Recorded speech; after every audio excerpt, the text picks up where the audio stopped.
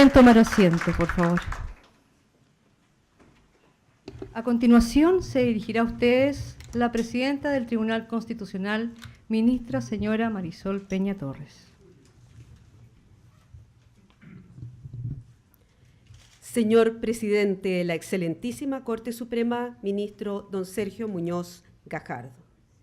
Señora y señores ministros y suplentes de ministro del Tribunal Constitucional. Señora Contralora General de la República subrogante, doña Patricia Arriagada Villouta. Señor Fiscal Nacional del Ministerio Público, don Sabas Chaguán Sarraz. Señor Presidente del Consejo Nacional de Televisión, don Germán Chadwick Piñera. Señora Ministra, Secretaria General de la Presidencia, doña Jimena Rincón González. Monseñor Juan Antonio Cruz Serrano, quien nos acompaña en representación de su excelencia, el nuncio apostólico y decano del cuerpo diplomático, Monseñor Ivo Escapolo. Señor ministro de la Corte Suprema, don Lamberto Cisternas Rocha. Señor defensor nacional, don Jordi Schubert Studer. Señor presidente del Consejo de Defensa del Estado, don Juan Ignacio Piña Roquefort. Señor embajador, Mariano Fontecilla de Santiago Concha. Señor Rodrigo Bustos Botay, jefe de la Unidad Jurídica y Judicial del Instituto de Derechos Humanos, quien nos acompaña en representación de la directora del mismo organismo, señora Lorena Fries Monleón. Señor presidente del Tribunal de Defensa de la Libre Competencia, don Tomás Menchaca Olivares. Señora presidenta del Tribunal de Propiedad Industrial, doña Janet Fuentealba Rolat. Señor presidente del Segundo Tribunal Ambiental de la Región Metropolitana, don José Ignacio Vázquez Márquez. Señor auditor general del Ejército General de Brigada, don Waldo Martínez Cáceres. Señor auditor general de la Fuerza Aérea de Chile, general de Brigada Aérea, don Juan Jargus Larraín. Señor director de Justicia de Carabineros de Chile, general de Carabineros, don Juan Carlos Gutiérrez Silva. Señora jefa jurídica de la Policía de Investigaciones de Chile, prefecto inspector, doña Rosana Pajarito Enríquez. Señor jefe de la División Jurídica del Ministerio Secretaría General de la Presidencia, don William García Machmar. Señor jefe de la División Jurídica del Ministerio Secretaría General de Gobierno, don Cristóbal Osorio Vargas. Señora jefa de la División Jurídica del Ministerio de Justicia, doña Paulina González Vergara. Expresidentes del Tribunal Constitucional, señores Manuel Jiménez Bulnes, José Luis Egaña y Juan Colombo Campbell. Exministros y exabogados integrantes del Tribunal Constitucional, señores Eugenio Valenzuela, Hernán Álvarez, Enrique Navarro, Ricardo Israel, Miguel Luis Amunátegui y Francisco Zúñiga. Señora Secretaria del Tribunal Constitucional, doña Marta de la Fuente Holguín.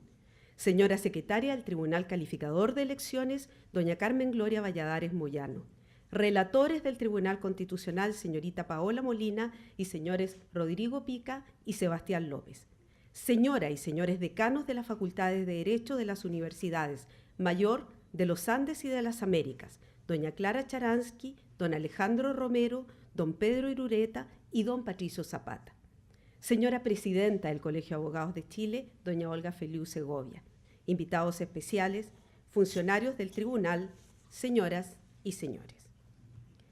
Los artículos 8, letra B, H y 155 de la Ley Orgánica Constitucional del Tribunal Constitucional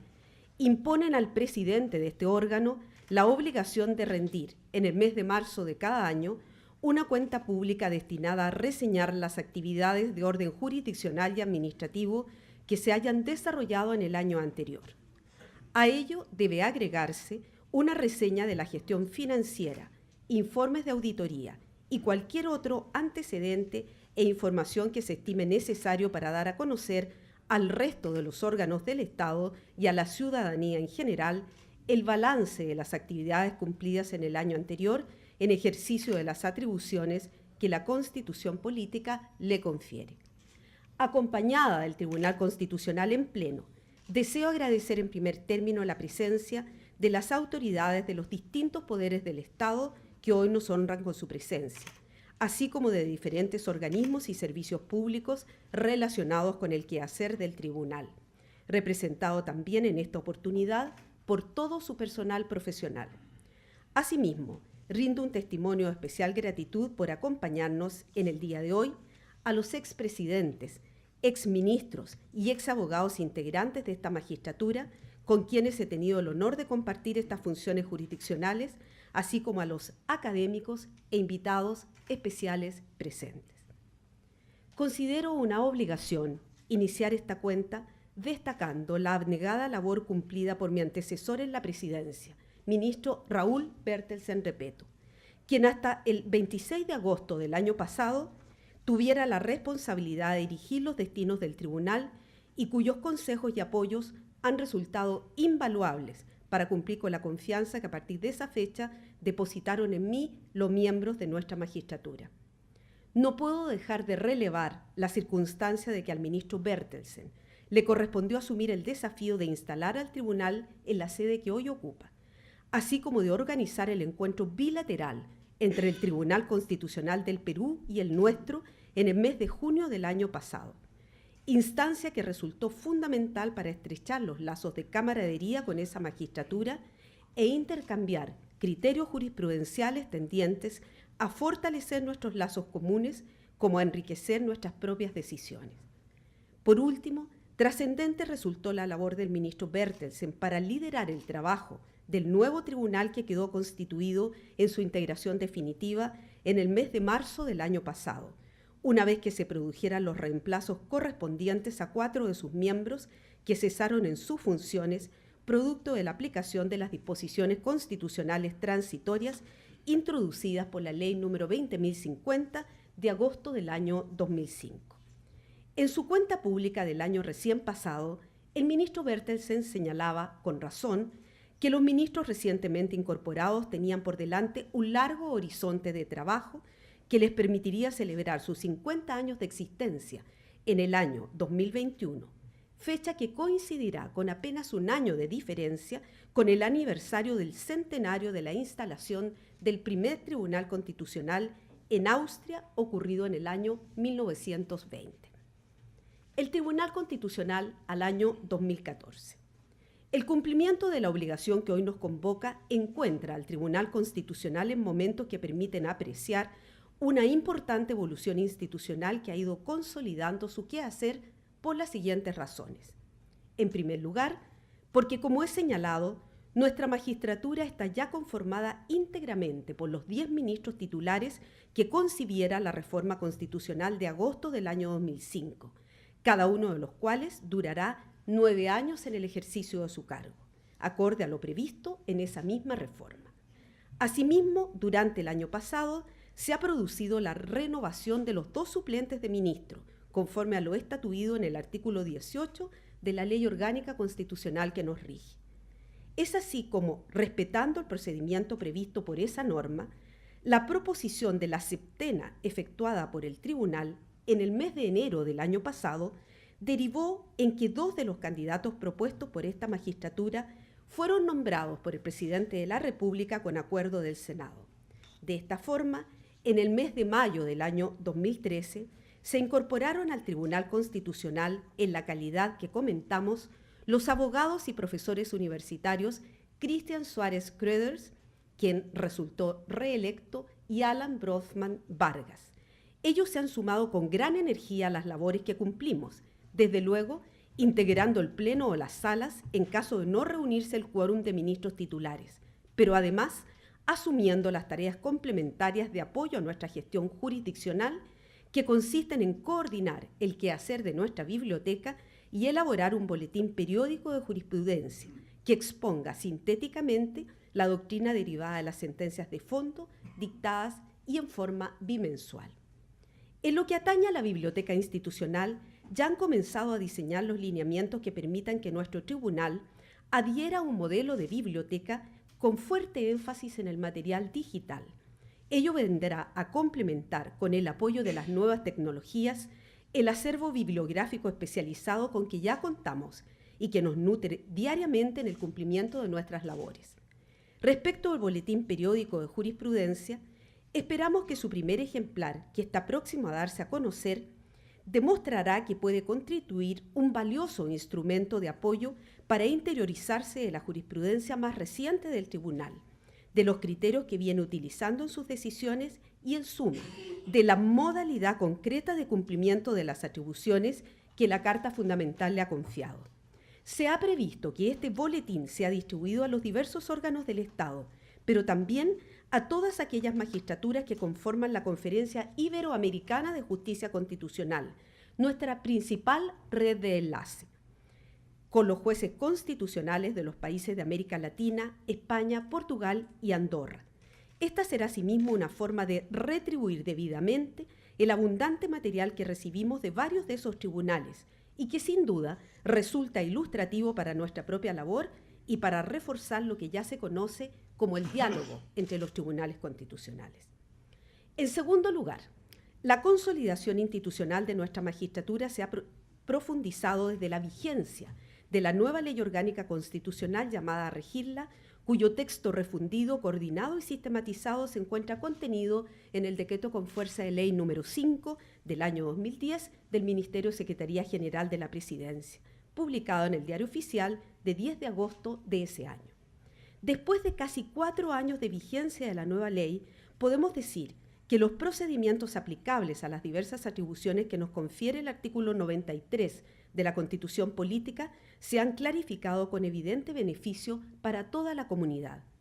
No está de más recordar aquí en presencia de aquellos exministros que, junto a algunos de quienes aún ejercemos nuestros cargos, que iniciada la vigencia de la reforma constitucional de agosto de 2005, se pretendió cuestionar la facultad del tribunal de tramitar las acciones de inaplicabilidad por inconstitucionalidad de la ley, aduciendo la falta de un procedimiento reglado al efecto. En esa oportunidad, como en muchas otras posteriores, nuestra magistratura ha defendido la fuerza normativa directa de la Constitución Política, que en términos simples significa que ninguna disposición constitucional puede mantenerse inserta en la Carta sin que se le otorgue vigencia efectiva. Así pues, la dictación de la nueva Ley Orgánica del Tribunal Constitucional, que modificara el texto primitivo de la Ley número 17.997, ha venido a dejar atrás esos momentos complejos en los que estaba precisamente en tela de juicio la aludida fuerza normativa. Con todo, y en una solemne ocasión como esta, no podríamos dejar de reconocer que como el derecho en cuanto regla de conducta social es esencialmente dinámico, el ejercicio de cada una de las diversas atribuciones confiadas al Tribunal Constitucional ha demostrado que aún pueden introducirse perfeccionamientos a la normativa legal que rige nuestro actuar, los que resultarían particularmente valiosos para avanzar en una administración de justicia constitucional más eficiente, célere y que respete siempre el derecho de acceso a la justicia como el principio del debido proceso en una dimensión general. Mientras no se abra la oportunidad de introducir esos perfeccionamientos legislativos, el Tribunal está consciente de la necesidad de contribuir a la seguridad jurídica, explicitando con claridad los criterios que guían sus razonamientos, ya sea en el ejercicio del control preventivo de constitucionalidad de la ley, en lo que se refiere a las causales de inadmisibilidad de los requerimientos de inaplicabilidad y otras materias afines. Para esos efectos, y emulando el buen ejemplo sentado por otros órganos del Estado como la excelentísima Corte Suprema, los ministros del Tribunal nos reuniremos en fecha próxima a reflexionar específicamente sobre estas materias, a intercambiar distintos puntos de vista y a intentar adoptar los acuerdos pertinentes para avanzar en el sentido señalado. Lo anterior, reitero, con la única intención de contribuir a precisar ciertos aspectos de procedimiento y de estructura de nuestras sentencias que favorezcan el ejercicio de la litigación constitucional ante este órgano del Estado. En tercer lugar, el diagnóstico que realizamos el día de hoy exige poner de relevancia el posicionamiento que nuestro Tribunal Constitucional ha alcanzado en el ámbito latinoamericano e incluso más allá de las fronteras de nuestro continente. Desde luego, somos uno de los 4 estados que a través de la representación de nuestra respectiva magistratura forma parte de la Comisión de Venecia, asesora del Consejo de Europa y cuyo lema, la construcción de la paz a través de la democracia y del derecho, ha servido para ir produciendo una convergencia de criterios constitucionales de común aplicación. He de rendir aquí un merecido homenaje a los expresidentes de este tribunal, José Luis Egaña y Juan Colombo Campbell, quienes, con su visionaria acción, sentaron las bases para que nuestra participación en un foro de tanta relevancia fuera posible y para que la jurisprudencia de nuestro tribunal esté considerada en una de las bases más importantes del mundo, como la que maneja dicha comisión y que lleva el nombre de códices. Es así como junto con Brasil, México y Perú, y específicamente a través de la Subcomisión de Asuntos para América Latina, al interior de la Comisión de Venecia hemos ido promoviendo un conocimiento de las particularidades del constitucionalismo de nuestro continente, que no necesariamente coincide con aquel que impera en otras regiones del mundo que también han designado representantes en la aludida comisión. Durante el año recién pasado, 2 de los integrantes de este tribunal, los ministros Hernán Bodanovich Chesnaki y Juan José Romero Guzmán, participaron en las sesiones plenarias de la Comisión de Venecia, celebradas en los meses de marzo y diciembre respectivamente.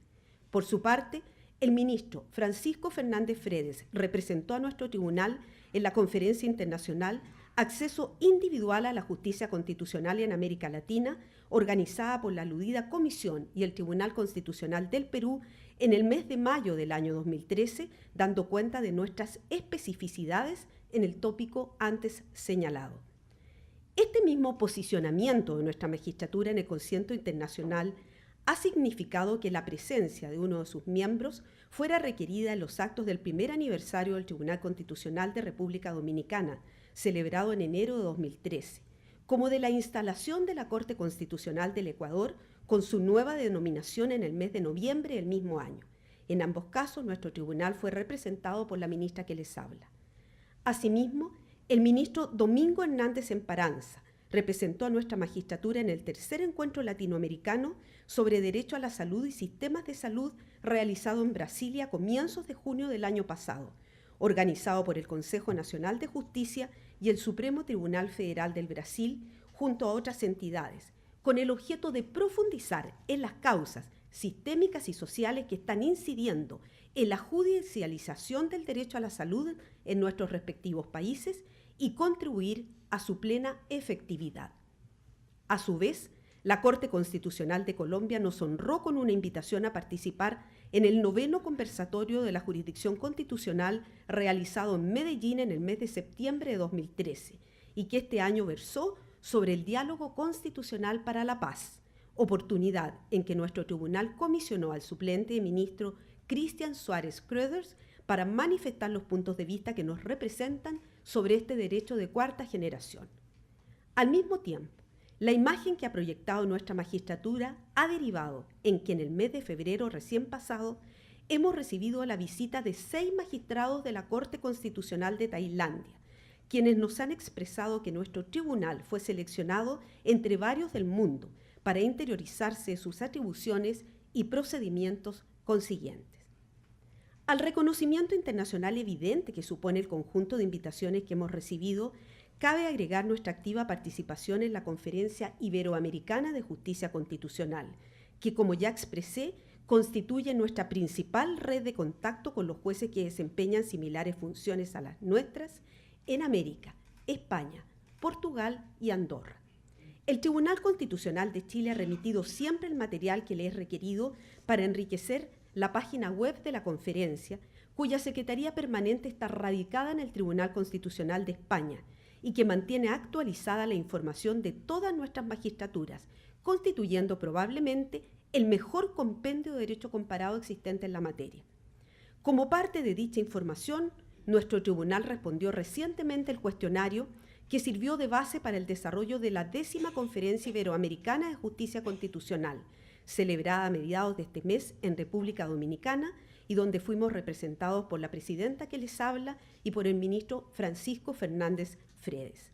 La misma Secretaría Permanente como la Secretaría Pro Tempore, radicada en el Tribunal Dominicano, le confirieron el honor a nuestra magistratura de impartir una de las 2 clases magistrales de la conferencia que este año giró en torno al tema de la normatividad y supremacía jurídica de la Constitución.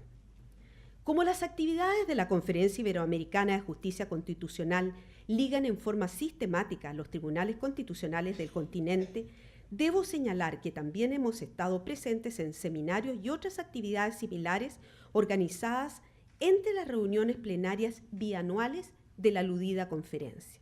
Es así como el ministro Gonzalo García Pino nos representó en el Seminario Iberoamericano sobre Procesos Constitucionales de Protección de los Derechos Fundamentales, verificado en Cartagena de Indias en diciembre del año 2013. Debo testimoniar en este momento la particular gratitud de la presidenta que les habla a cada uno de los ministros y suplentes de ministros que han participado en estas actividades, consciente que en la mayoría de los casos cada uno de ellos ha debido desarrollar sendas ponencias que representan a nuestro tribunal sin perjuicio de las labores jurisdiccionales habituales a que todos estamos obligados. Sin duda, la seriedad y profundidad de esas intervenciones ha sido decisiva para que nuestro tribunal siga siendo requerido en el concierto del continente como un actor cuya presencia no puede faltar. En cuarto lugar, la institucionalidad que caracteriza a nuestra magistratura se ha visto favorecida también por la paulatina incorporación en estos últimos años de personal profesional y administrativo, que acorde a lo previsto en las disposiciones pertinentes de la Ley número 17.997, ha venido a ocupar los cargos de planta en ella previstos y que han resultado indispensables de cubrir para abordar debidamente el cumplimiento de las atribuciones que nos han sido confiadas. Así, por ejemplo, se ha provisto la vacante dejada en la Dirección de Estudios del Tribunal por la abogada brasileña señora Jana Abras, quien ha regresado a su país, incorporándose, previo al concurso público de rigor, la abogada señora Fernanda Ekdal Escobar. Finalmente, hemos observado con especial interés que dentro de las publicaciones nacionales que inciden en el actual estado de desarrollo del derecho público, la jurisprudencia emanada de esta magistratura ha venido ocupando un destacado lugar, lo que parece indicar que, a juicio de los especialistas, se contienen en ella aspectos de interés que conviene sean difundidos al resto de la comunidad jurídica. Ciertamente, en esos comentarios y artículos no siempre se encuentra una coincidencia con la decisión adoptada por el tribunal. Con todo, pensamos que igualmente se trata de valiosos aportes llamados a fortalecer el diálogo entre la judicatura y la doctrina, y por qué no decirlo, de un conjunto de apreciaciones que pueden llegar a influir en la profundización de nuestra jurisprudencia.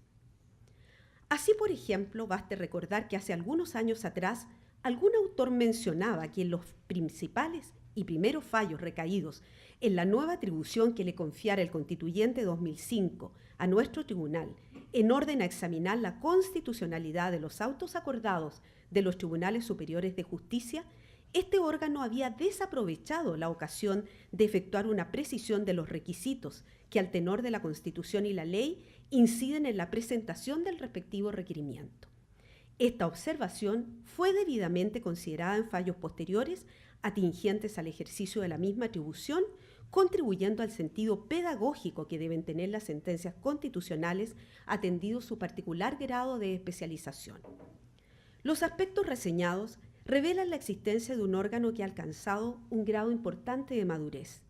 Esta evolución nos hace sostener ante importantes autoridades del Estado y representantes de la comunidad nacional que este tribunal ha asumido con responsabilidad y el mejor esfuerzo la misión de defender la supremacía de la Constitución política, de aquella aprobada por los órganos democráticamente electos por la ciudadanía y que consecuentemente ha actuado con estricto apego a la autolimitación que supone su aplicación irrestricta. Una expresión precisa de lo que acabo de mencionar está constituida por el respeto a las competencias de los demás órganos del Estado que impone el inciso segundo del artículo 7º de la Carta Fundamental, lo que nos ha llevado, por ejemplo, a actuar con particular prudencia frente a apreciaciones que tienen que ver con el mérito legislativo cuando se ejerce el control preventivo de constitucionalidad de la ley. De la misma manera, en materia de admisibilidad de los requerimientos de inaplicabilidad, se ha tenido muy presente la necesidad de no interferir en la esfera de decisión que le corresponde al juez que conoce de la respectiva gestión pendiente, limitando el pronunciamiento de esta magistratura a la constatación de que el precepto legal que se está impugnando efectivamente contraviene la Carta Fundamental en el caso concreto de que se trata. Estamos conscientes que de la misma creación de los tribunales constitucionales como expresión de una jurisdicción concentrada de control de constitucionalidad de la ley, las críticas a su actuación han estado radicados en el impacto que ella importaría para la plena vigencia del principio de separación de funciones del Estado. Sin embargo, lo que acabo de expresar demuestra que en el caso del Tribunal Constitucional chileno, su actuación ha procurado ser respetuosa del Estado de Derecho y de la democracia, ajustándose a aquel principio cardinal que el creador de nuestras magistraturas especializadas tuviera en mente. En efecto, Hans Kelsen sostenía, cito, «Si se quiere mantener al tribunal en la República Democrática, solo puede ser tomado razonablemente en consideración de entre sus diversos significados aquel que se expresa mejor en la fórmula de la división de poderes que en el de la separación de los mismos, es decir, el que alude a la idea del respeto del poder entre órganos diferentes, no tanto para aislarlos recíprocamente como para admitir un control recíproco de unos sobre otros. Por eso agregaba, continúo con las comillas, la institución de la justicia constitucional no está en absoluto en contradicción con el principio de separación de poderes, sino que constituye, por el contrario, una afirmación del mismo». Cierro la cita. Hitos de particular relevancia en el período de esta cuenta. Quisiera referirme a continuación a algunos hitos que han marcado la actividad del Tribunal Constitucional durante el año que comprende esta cuenta pública, sin perjuicio que más adelante me concentre específicamente en los resultados estadísticos de su gestión jurisdiccional y financiera. Es así como debo destacar en primer término que, en conformidad a lo dispuesto en el inciso primero del artículo 19 de la Ley Orgánica Constitucional de esta magistratura, el Tribunal ha sesionado ya en 2 oportunidades fuera de su sede ordinaria situada en la ciudad de Santiago.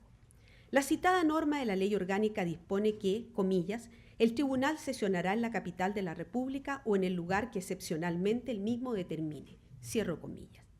Pues bien, la excepcionalidad que en este caso ha apreciado nuestra magistratura tiene que ver en primer término con el imperativo de acercarla a las diversas regiones del país, contribuyendo desde su perspectiva a hacer realidad el mandato contenido en el inciso tercero del artículo 3 de la Constitución Política, que ordena a los órganos del Estado promover el fortalecimiento de la regionalización del país.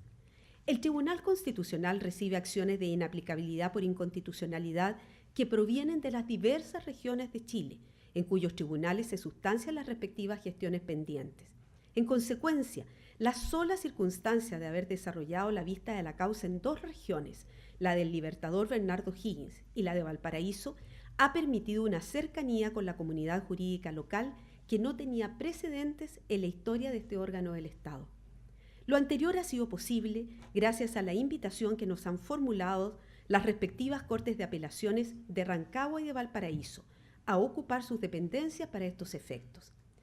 En segundo término, las sesiones del Tribunal Constitucional en regiones del país han constituido la oportunidad propicia para renovar y fortalecer la excelente relación que hemos venido cultivando con el Poder Judicial y que se iniciara varios años atrás con las visitas que los ministros de esta magistratura realizamos a distintas Cortes de Apelaciones, especialmente desde que el ordenamiento constitucional abrió la posibilidad de que los jueces dedujesen requerimientos de inaplicabilidad a partir de las causas que estaban conociendo. Esta posibilidad, que tiene precedentes en el derecho comparado, era no obstante inédita en Chile, por lo que indudablemente esas conversaciones de trabajo contribuyeron a que juntos el Tribunal Constitucional y el Poder Judicial pudieran irle dando vida. Es por esa misma razón que, junto con efectuar vistas de causas en 2 regiones del país en los meses de noviembre de 2013 y de enero pasado, se aprovechó la ocasión para organizar, en conjunto con la Corte de Apelaciones del lugar, un seminario destinado a los jueces de la respectiva región, en el que se analizó pormenorizadamente la institución de la inaplicabilidad por inconstitucionalidad deducida por el juez, bajo la guía respectivamente de los ministros de este tribunal, Domingo Hernández Emparanza y Gonzalo García Pino. Debo dejar testimonio aquí de la gratitud del Tribunal Constitucional que represento a la favorable acogida que el expresidente de la excelentísima Corte Suprema, ministro Rubén Ballesteros Cárcamo, como su actual presidente, ministro Sergio Muñoz Gajardo, han prestado a esta iniciativa. En ambas ocasiones, cada uno de ellos se hizo representar por uno de los ministros de dicha Corte, lo que contribuyó a darle mayor realce a estas actividades. Un segundo hito que quisiera destacar es el encuentro bilateral que el Tribunal Constitucional del Perú y el nuestro sostuvieron en el mes de julio del año pasado en esta sede. Esta reunión de trabajo y camaradería, a la que ya me referí como uno de los grandes legados de la administración del presidente Bertelsen, se realizó, según recordamos, en los meses previos a que se diera a conocer la sentencia de la Corte Internacional de Justicia de La Haya sobre el diferendo marítimo entre nuestros 2 países. Sin duda, este encuentro tuvo la virtud, como se lee en la declaración que le dio término, de reforzar la idea de que desde la administración de la justicia constitucional se puede contribuir a la consolidación de una cultura de paz, a un clima de estabilidad jurídica y de buena vecindad entre ambos países. En este recuento de hitos importantes es necesario mencionar también que durante el último año el Tribunal ha venido profundizando una política tendiente a la modernización y transparencia de los procesos vinculados a la actividad jurisdiccional. Muestra de ello es la actualización permanente de los expedientes digitalizados en el portal web de la institución, que ya se había iniciado en años anteriores. Aprovechando el soporte tecnológico que hoy tiene nuestra magistratura, se ha incorporado además a cada expediente digitalizado el audio de la vista de la causa y o el video de la respectiva audiencia pública si ésta fue convocada. Esta herramienta virtual permite a la comunidad jurídica y al público en general tomar conocimiento de los alegatos presentados por los abogados de las partes litigantes en el proceso, como asimismo del contenido de las exposiciones, incluidos informes en derecho, que se presentan al tribunal por las personas, organizaciones e instituciones que acogen la convocatoria respectiva. En fin, confiamos que la implementación de este sistema generará un registro de la historia fidedigna de la tramitación de cada proceso constitucional que se ventila ante esta magistratura. Junto a lo anterior, se ha incorporado a través de un hipervínculo el texto completo de la ley que cumplió el trámite del control preventivo de constitucionalidad de las normas orgánico-constitucionales, incluidas aquellas que se contienen en tratados internacionales o en leyes interpretativas de la Constitución.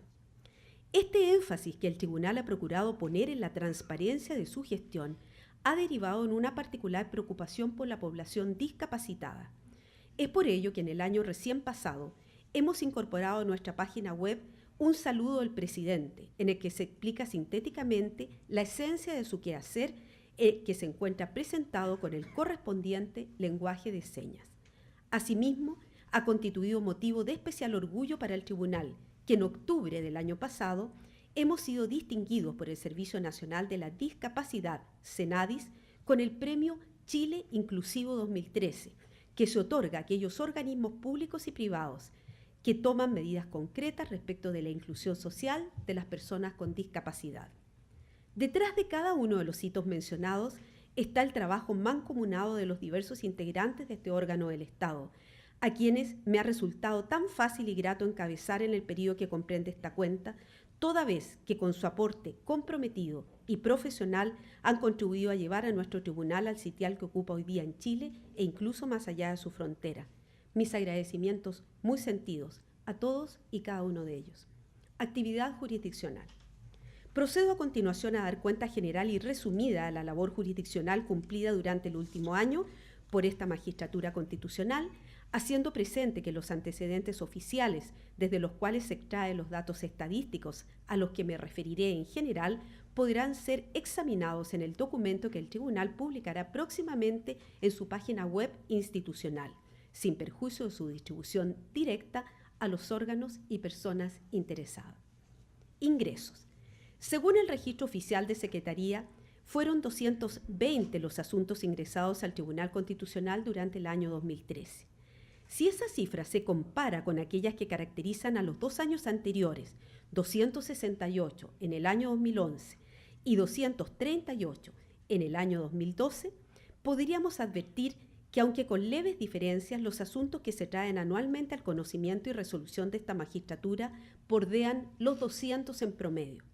Ahora bien, constituye una tendencia que se ha mantenido en el tiempo desde la entrada en vigencia de la reforma constitucional aprobada por la Ley número 20.050 en el año 2005,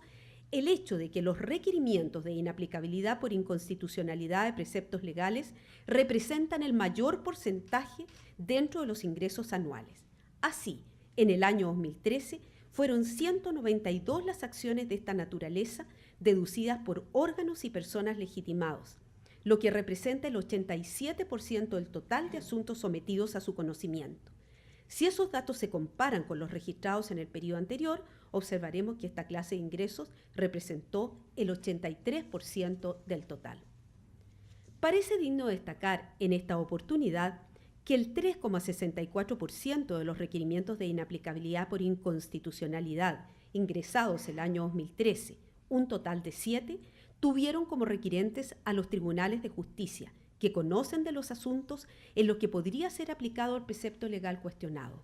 La Corte Suprema formuló 2 requerimientos, la Corte de Apelaciones de Arica 1, mientras que los demás fueron deducidos por tribunales de familia, tributarios y aduaneros y del trabajo.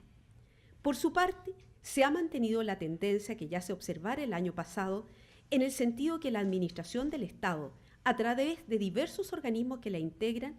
ha continuado requiriendo la inaplicabilidad por inconstitucionalidad de ciertas normas de la Ley sobre Acceso a la Información Pública, la Ley número 20.285, que serían pertinentes para la resolución de alguna gestión judicial en la que aquellos son parte. De un total de 4 requerimientos formulados por esa clase de organismos que ingresaron durante el año 2013, 3 de ellos corresponden a acciones que pretenden la inaplicación precisamente de aquellas normas legales. En cuanto a las inaplicabilidades presentadas por los particulares que son parte en gestiones judiciales, destaca la variedad de aspectos que en ellos se abordan para configurar el conflicto constitucional que se pide resolver a esta magistratura. La mayoría de los requerimientos deducidos, un 25%, recaen en normas sobre constitución y protección de la propiedad minera, materias de índole tributaria y asociadas a las reglas de un determinado procedimiento administrativo. En tanto que las acciones referidas a normas que entregan atribuciones a los órganos y servicios públicos intervinientes representan un 8,85% de las materias resueltas en el periodo que cubre esta cuenta.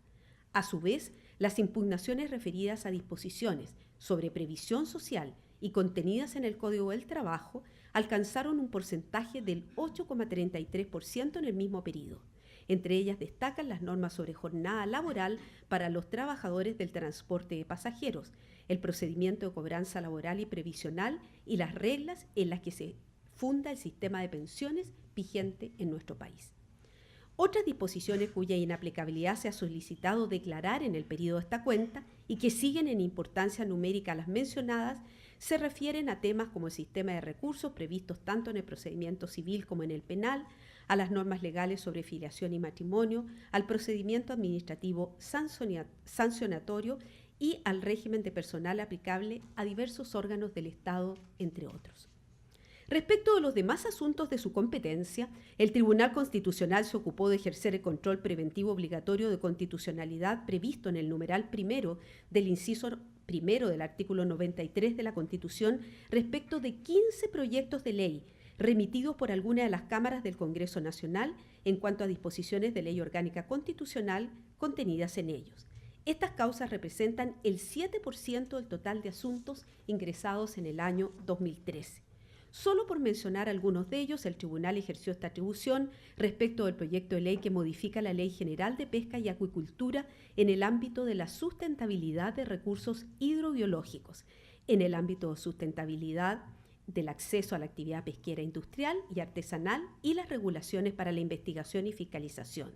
del proyecto de ley que regula el contrato de seguro, del proyecto de ley que establece la obligación de los canales de televisión de libre recepción de transmitir propaganda electoral para las elecciones primarias presidenciales, del proyecto de ley sobre procedimiento para otorgar concesiones eléctricas y finalmente de aquel proyecto de ley que introdujo las adecuaciones pertinentes al sistema vigente en materia de quiebras en el país.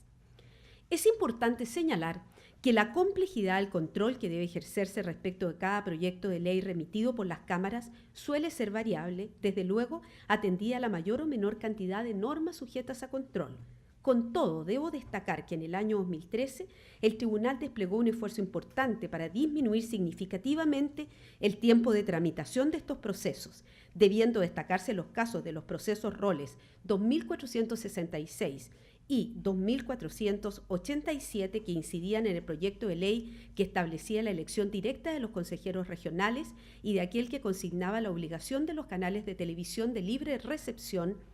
de transmitir la propaganda electoral para las elecciones primarias presidenciales, los que fueron despachados en 2 y 1 día respectivamente. De la misma manera, en enero del presente año, la sentencia sobre el control de constitucionalidad del proyecto de ley que establecía normas sobre la actividad lobby fue despachada en un plazo de 3 días desde que se diera cuenta.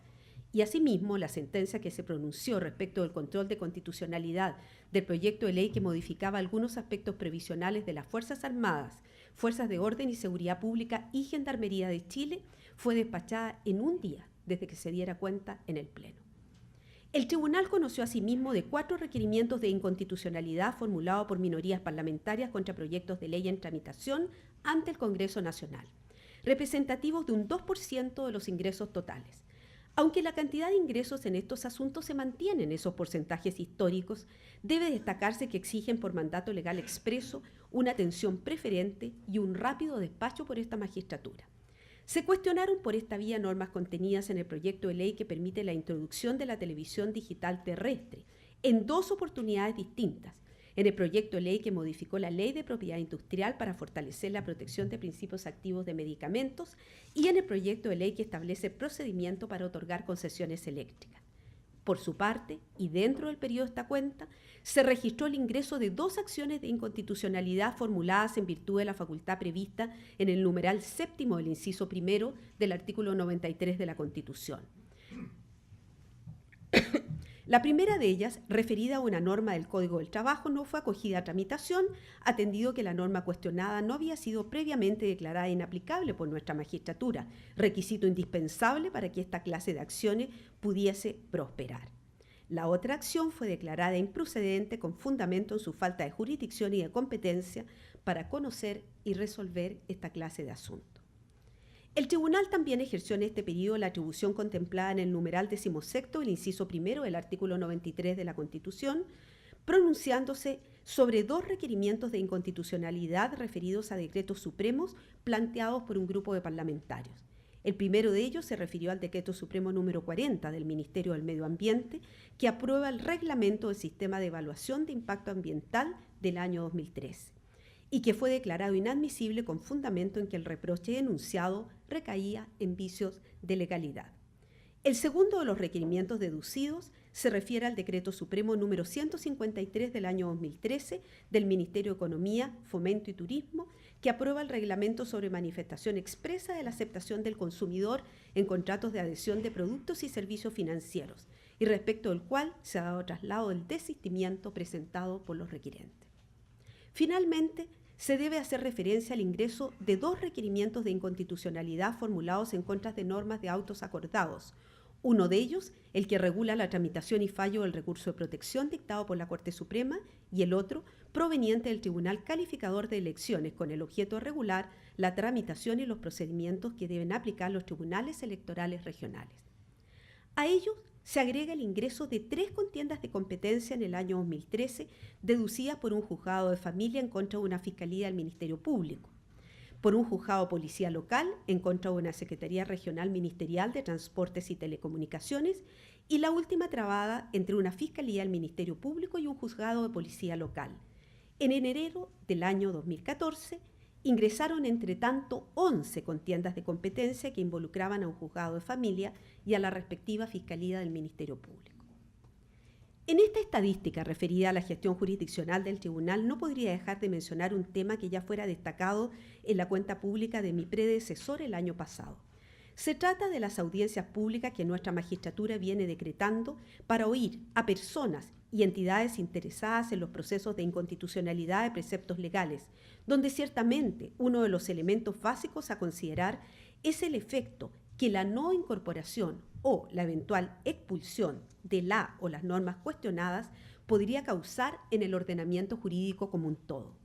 En este sentido, debo destacar que el 9 de enero del año recién pasado, 19 personas y entidades representativas de sectores interesados concurrieron a través de sus representantes a la audiencia pública especialmente convocada para conocer de 2 requerimientos de senadores que impugnaban diversas normas contenidas en el proyecto de ley que modificaba en el ámbito de la sustentabilidad de los recursos hidrobiológicos, acceso a la actividad pesquera industrial y artesanal y regulaciones para la investigación y fiscalización, la Ley General de Pesca y Acuicultura y sus modificaciones, y que fue resuelto por sentencia de 23 de ese mismo mes y año.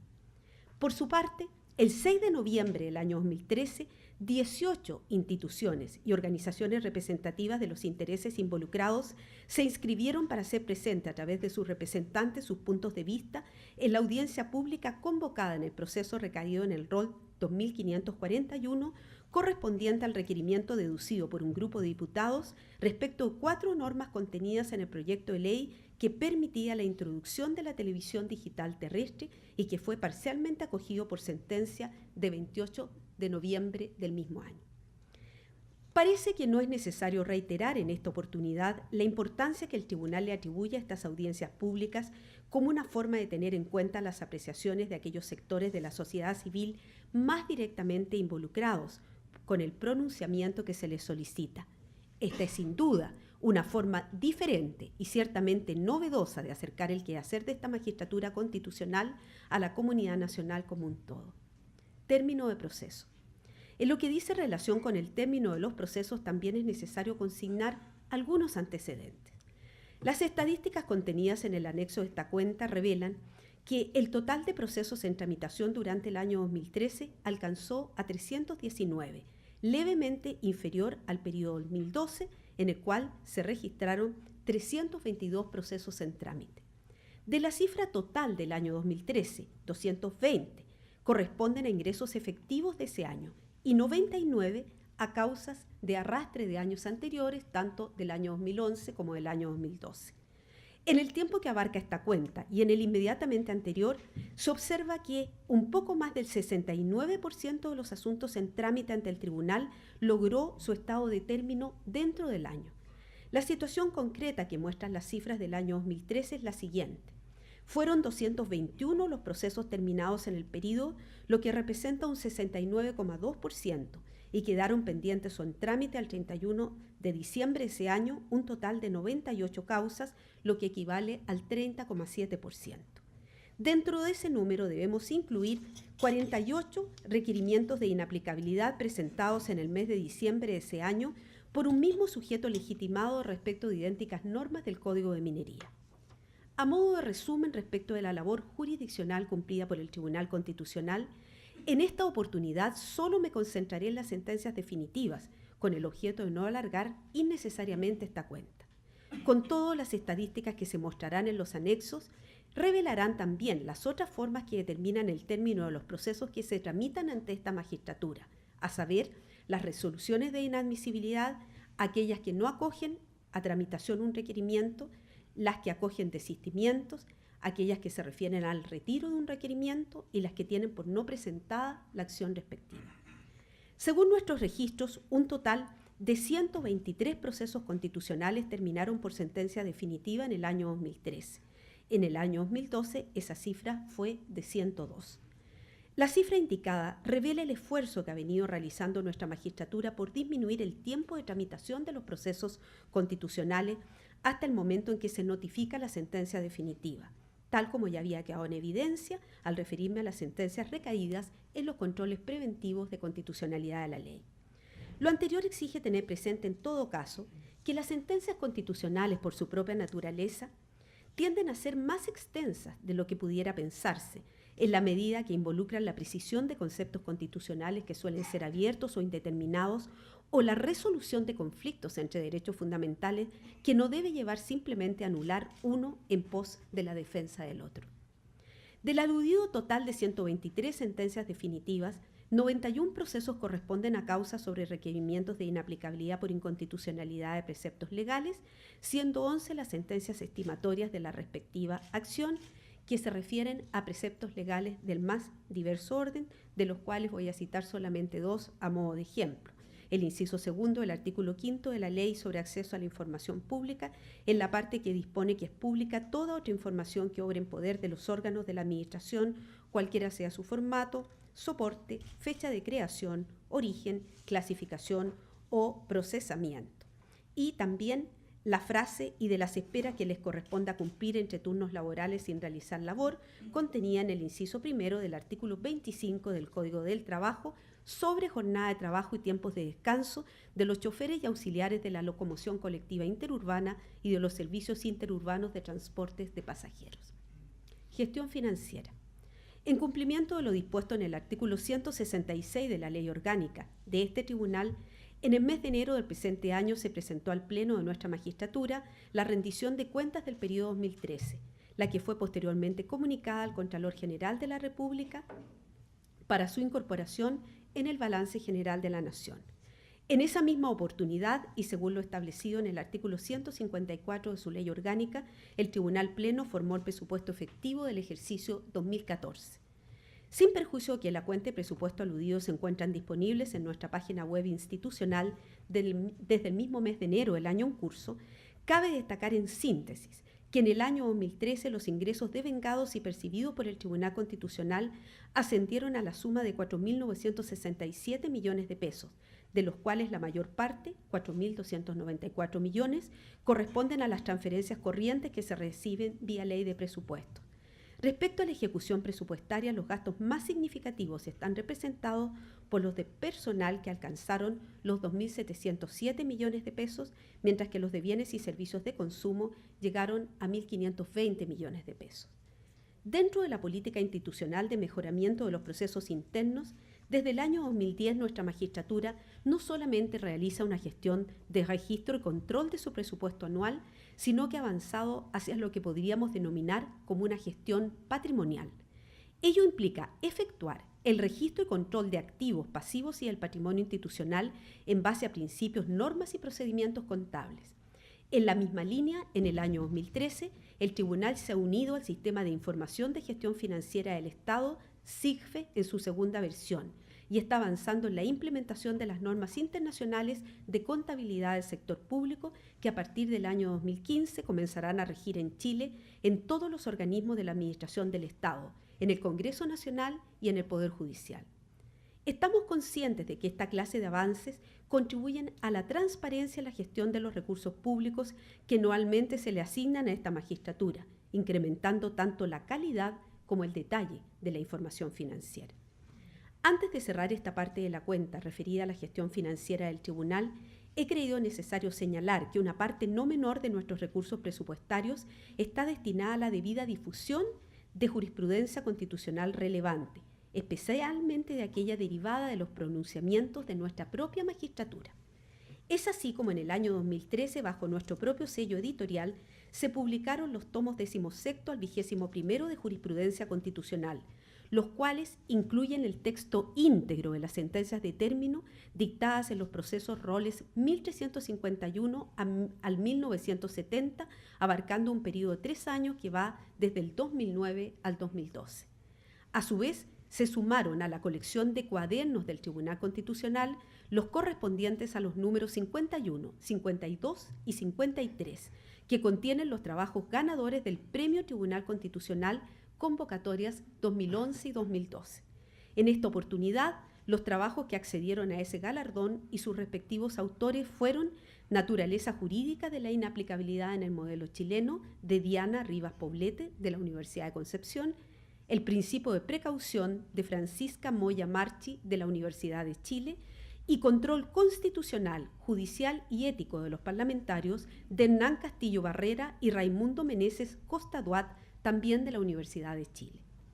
Debo destacar en forma especial la respuesta de los egresados de las Facultades de Derecho chilenas a la convocatoria que año a año efectuamos con ocasión de la nueva versión del Premio Tribunal Constitucional. Entendemos que esta modalidad constituye una forma de proyectar nuestra labor en las jóvenes generaciones de abogados, toda vez que los respectivos trabajos deben analizar la jurisprudencia constitucional. Por lo tanto, vemos este premio, junto con las pasantías que cumplen alumnos de diversas facultades de Derecho chilenas en nuestro tribunal, como un incentivo para entusiasmar a esos jóvenes por el estudio y práctica del derecho público en tiempos que son, sin duda, de constitucionalización del derecho. Debo precisar que las aludidas pasantías también han sido realizadas por alumnos y abogados extranjeros, ya sea en el marco de convenios vigentes o por expresa solicitud de alguna universidad patrocinante.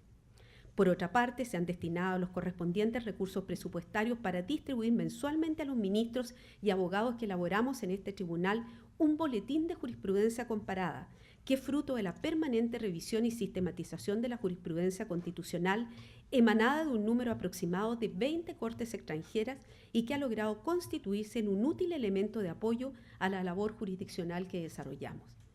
Todo este esfuerzo editorial obedece al trabajo abnegado y eficiente de la Dirección de Estudios del Tribunal, la que además elabora periódicamente informes específicos requeridos por el Pleno o por las salas para ilustrar las decisiones que deben adoptarse en las diferentes causas. Distinguidas autoridades, señoras y señores, al concluir esta cuenta pública, solo puedo recordar que el Tribunal Constitucional de Chile, regulado en el capítulo 8 de la Constitución Política y en las disposiciones pertinentes de su Ley Orgánica Constitucional, fue creado por la reforma del año 1970 para solucionar conflictos jurídicos de la más alta trascendencia para la preservación del Estado de Derecho y de la democracia. Al ser reinstaurado por la Constitución vigente, esa finalidad siguió cumpliendo un rol esencial, en tanto que en los últimos años, además, se ha añadido la complementación de la labor que cumplen los tribunales ordinarios de justicia en la protección de los derechos fundamentales, pese a no ser un tribunal de amparo como lo que ocurre con sus congéneres en el continente. Lo anterior porque no puede desconocerse que la mayoría de las acciones de inaplicabilidad de que conoce el tribunal importan infracciones a los derechos que asegura la Carta Fundamental y los tratados internacionales ratificados por Chile y que se encuentran vigentes. Como lo ha destacado alguno de mis predecesores en la presidencia de este órgano, quisiéramos que el acatamiento de las sentencias que pronunciamos fuera indiscutido, en la medida que está de por medio la plena vigencia del principio de supremacía constitucional. Sin embargo, ello no siempre ha ocurrido, avalado por el hecho de que la ley no establece el carácter vinculante de nuestra sentencia, ni tampoco nos permite modelar sus efectos como ocurre en otros países. En mi opinión personal, lejos de lamentarnos por esa carencia, nuestro esfuerzo diario debe estar orientado al permanente reforzamiento de la calidad de nuestros fallos, es decir, a reforzar el razonamiento constitucional a tal punto que la decisión esté apoyada en una ratio decidendi irrefutable y de la cual la primera sea el corolario natural y lógico. Concluyo reiterando nuestro agradecimiento por vuestra presencia en este solemne acto y doy por terminada la presente cuenta pública. Muchas gracias.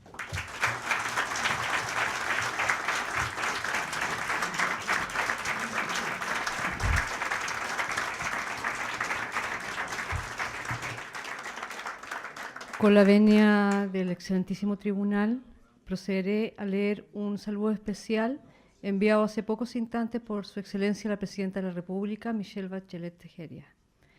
Palacio de la Moneda, 27 de marzo de 2014, señora ministra Marisol Peña Torres, Presidenta del Tribunal Constitucional. Estimada Presidenta, agradezco de manera afectuosa la gentil invitación que me ha cursado para asistir a la cuenta pública del Tribunal correspondiente a las actividades llevadas adelante por ese alto órgano jurisdiccional durante el año 2013 y que tendrá lugar el viernes 28 del mes en curso. Lamentablemente, y debido a la gran cantidad de actividades que con anticipación al asumir el gobierno tuve que comprometer, en esta ocasión no podré acompañarlos. Sin embargo, quisiera aprovechar la ocasión para transmitirles mis afectos y mi especial reconocimiento por la labor de enorme relevancia que para el adecuado funcionamiento de nuestras instituciones y la vigencia del Estado de Derecho cumple el Tribunal. Finalmente, reciba mi mayor consideración y deseos de éxito para la magistratura constitucional que usted encabeza. Cordialmente, Michelle Bachelet Tejeria.